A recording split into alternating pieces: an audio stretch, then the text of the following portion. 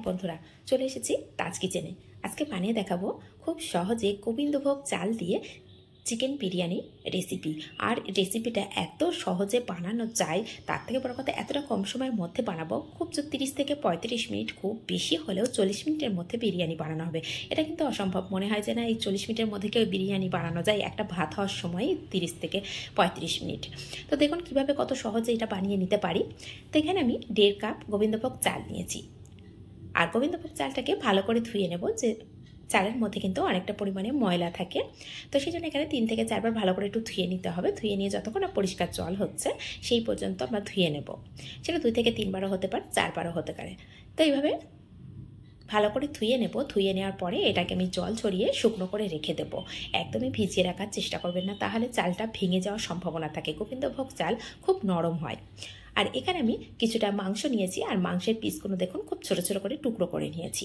আর মাংসটা বড় নিয়ে তাতে করে সময়টা বেশি লাগবে। আর পোলট্রির মুরগি এমনি খুব সহজেই সিদ্ধ হয়ে যায়, সেই জন্য সময়টা খুব কম লাগবে। তো এখানে আমি এটা ভালো করে ধুয়ে নিয়েছিলাম। আর এই ধোয়ার সময় মাংসটার কালার দেখতেই পাচ্ছেন অনেকটাই চেঞ্জ হয়ে গেছে। এর কারণ হচ্ছে এখানে কিছুটা ভিনিগার আর লবণ দিয়ে আমি 1 থেকে 2 মিনিট ভিজিয়ে রেখেছিলাম। আর ভিজিয়ে রাখার পরে এর থেকে ভালো করে ধুয়ে নিয়েছি। এই ধুয়ে নেওয়ার কারণে এর যে গায়ে রক্তটা থাকে, সেই রক্তটা সম্পূর্ণ পার হয়ে যায় আর কালারটা একদমই চেঞ্জ হয়ে যায়। তো এদিকে সাইড করে মাংসটা রেখে দিয়েছি। এদিকে গ্যাসের উপরে একটা কড়া বসিয়ে দিয়েছি। কড়ার মধ্যে দিয়ে দিলাম পরিমাণ মতো তেল। দিয়ে এখন এর মধ্যে কিছুটা মশলা দেব। আর ফ্লেমটা এখন মিডিয়াম টু হাই করে দিয়েছি। দিয়ে এখন তেলটা গরম হয়ে গেছে, এর মধ্যে দিয়ে দেব তেজপাতা, জয়িত্রী, আর দিয়ে দেব শাহজিরা, এখানে সামরিচ নিয়েছি। আর এখানে নিয়েছি দালচিনি, লবঙ্গ, এলাচ আর কিছুটা কালো জিরা। তো এই কটা সব এখন এর সঙ্গে দিয়ে দিলাম। দিয়ে একটু ভালো করে ভাজা করে নেব।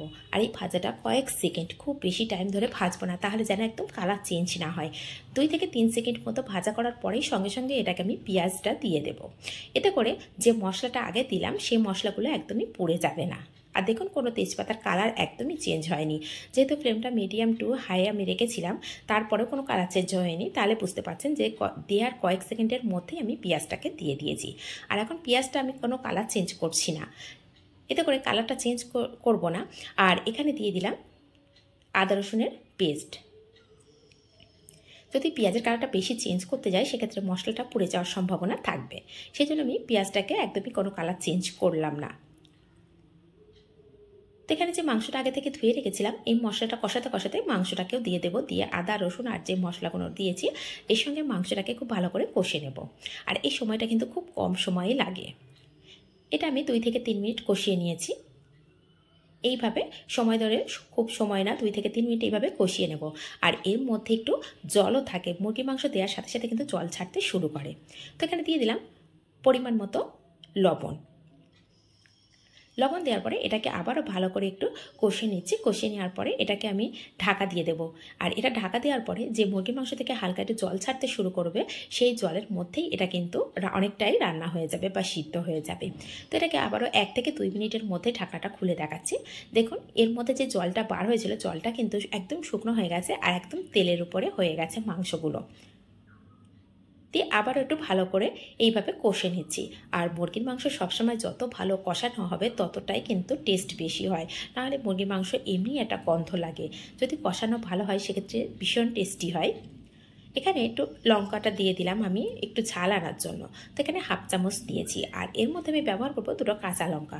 আপনারা অবশ্যই নিজেদের পছন্দ অনুযায়ী লঙ্কাটা ব্যবহার করতে পারেন। এখানে এই মাংসের মধ্যেই যে লঙ্কা দেওয়া হবে সেটাই কিন্তু সম্পূর্ণ বিরিয়ানির ঝালটা নিয়ে আসবে। তো এইভাবে লঙ্কা দিয়ে এখন ভালো করে আবারও একটু কষিয়ে নেব 1 থেকে 2 মিনিট মতন। দেখুন খুব সময়টা কম লেগেছে, টোটালি আমি এখানে 5 মিনিট মতো এইভাবে কষিয়ে নিচ্ছি। আগে 3 মিনিট রেখেছিলাম আর এখন 2 মিনিট। এখন 2 মিনিট দেওয়ার পরে এখন আমি এর মধ্যে জল দিয়ে দেবো। যেহেতু মশলাটা দেখুন হালকা কড়ার মধ্যে লেগে যাচ্ছে, যখন মশলাটা কড়ার মধ্যে লেগে যাচ্ছে তখন বুঝে নিতে হবে যে মশলাটা পুড়ে যাওয়ার সম্ভাবনা আছে, তখনই আমি জলটা ব্যবহার করব। আর ভালোভাবে ঠিক এই সময় কষানোটাও হয়ে গেছে। তো এইভাবে কষাতে হবে। এখন আমি জল দিয়ে দিচ্ছি।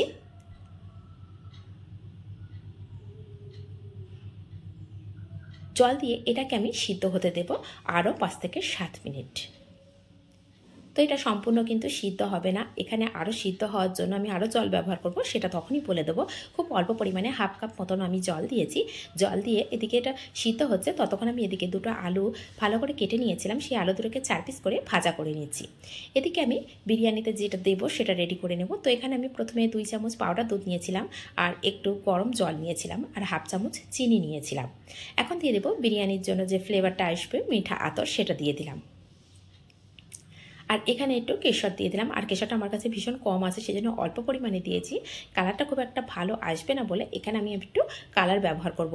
তবে এটা অপশনাল, যদি আপনারা পছন্দ করেন কালার দেয়া তাহলেই দেবেন, না হলে কিন্তু একদমই স্কিপ করে যাবেন। তো আমার কাছে একটু কালারটা ভালো লাগে, সেজন্যই আমি দিয়েছি। এটা কেশরই ব্যবহার করতাম, যেহেতু পরিমাণটা খুবই কম আছে আমার কাছে, সেই জন্য আমি অল্প পরিমাণে দিয়েছি, তাই কালারটা ব্যবহার করেছি। আর এখানে দিয়ে দিলাম কেওড়া ওয়াটার, আর এখানে দিয়ে দেবো রোজ ওয়াটার। তো দিয়ে এই মিশ্রণটা আমি আলাদা করে রেখে দেব। তো মিশ্রণটাকে সাইড করে রেখে দেব, দিয়ে এদিকে দেখে নেব মাংসটা কতটা সিদ্ধ হয়েছে বা জলটা শুকিয়েছে কিনা। দেখুন জলটা কিন্তু একদমই শুকিয়ে গেছে, আর এখন একদম তেলের উপরে মাংসটা চলে এসেছে। তো এটাকে আরও 2 থেকে 3 মিনিট একটু কষিয়ে নেব। ঠিক এই পর্যায়ে একটু কষানোটা ভালো করে নিতে হবে। আগে কিন্তু 7 মিনিট মতো আমি টোটালে 5 থেকে 7 মিনিট কষিয়েছিলাম, আবার 2 থেকে 3 মিনিট এই জলটাকে শুকনো করতে সময় লেগেছে, 10 মিনিট কিন্তু এখানেই হয়ে গেছে। দিয়ে এটাকে আরও আমি এখানে 2 থেকে 3 মিনিট মতো কষিয়ে নেব, সেটা সময়টা কম বেশি লাগতে পারে।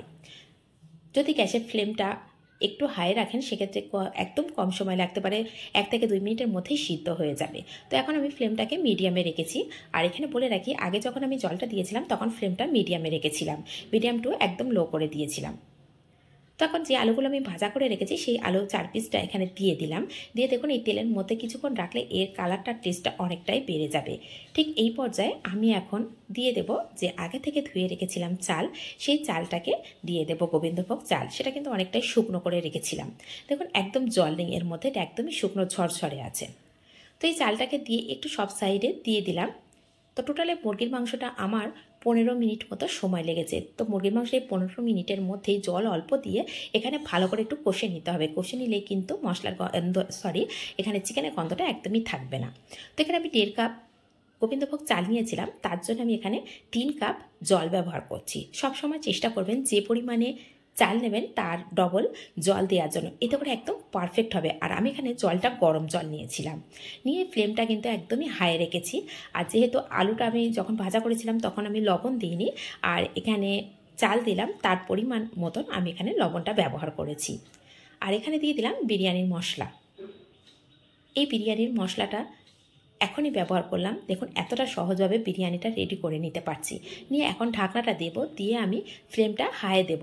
হাই দিয়ে দেখিয়ে দিচ্ছি, দেখুন জলটা একদম খুব ভালো করে ফুটে গেছে। এখন আমি ফ্লেমটা মিডিয়ামে করে রেখে দেব আরও 7 থেকে 8 মিনিট। তো সেটা একটু খেয়াল রাখতে হবে, ফ্লেমটা মিডিয়ামে আছে। খেয়াল রাখতে হবে যেন জলটা একদম শুকনো না হয়ে যায়, খুব বেশি শুকাবে না, তলার দিকে একটু জল থাকবে। তো আমার একটু ফ্লেমটা একটু মিডিয়ামের থেকে হাই ছিল, সেজন্য জলটা খুব শুকনো হয়ে গেছে, আর একটু চালটা শক্ত আছে, সেজন্য আমি আরও 1/4 কাপ জল দিয়েছি। দিয়ে তার উপরে এখানে দিয়ে দিলাম পেঁয়াজ ব্রেস্তা, আগে থেকে ব্রেস্তা করে রেখেছিলাম। আর যে এটা রেডি করে রেখেছিলাম আমি কেওড়া জল, গোলাপ জল দিয়ে যে মিশ্রণটা রেডি করে রেখেছিলাম, এখন সেই মিশ্রণটা সম্পূর্ণ ঢেলে দিলাম। দিয়ে এখন এর মধ্যে দিয়ে দেবো 1 চামচ ঘি। যেহেতু পরিমাণটা খুবই কম আর চিকেন থেকেও অনেকটা তেল বার হয়েছে, আর আমি এখানে যে পরিমাণে তেল দিয়েছিলাম এখানে খুব বেশি ঘি ব্যবহার করছি না। আপনারা চাইলে এখানে অবশ্যই ঘির পরিমাণটা বেশি ব্যবহার করতে পারেন।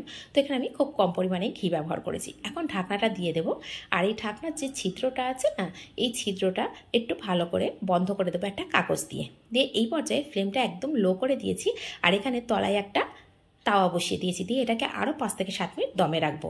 তো 5 থেকে 7 মিনিট হয়ে গেছে। এখন এটাকে আমি ঢাকনাটা খুলে নিয়েছি, নিয়ে আপনাদেরকে দেখে দিচ্ছি। দেখুন কতটা ঝরঝরে বিরিয়ানি রেডি হয়ে গেছে। এটা কিন্তু বাচ্চাদের টিফিনে, বাচ্চাদের তো একদিনে এক এক রকম টিফিন দিতে হয়, বা নিজেদের হঠাৎ করে খেতে মন চাইলে এইভাবে একবার হলেও বানিয়ে দেখতে পারেন।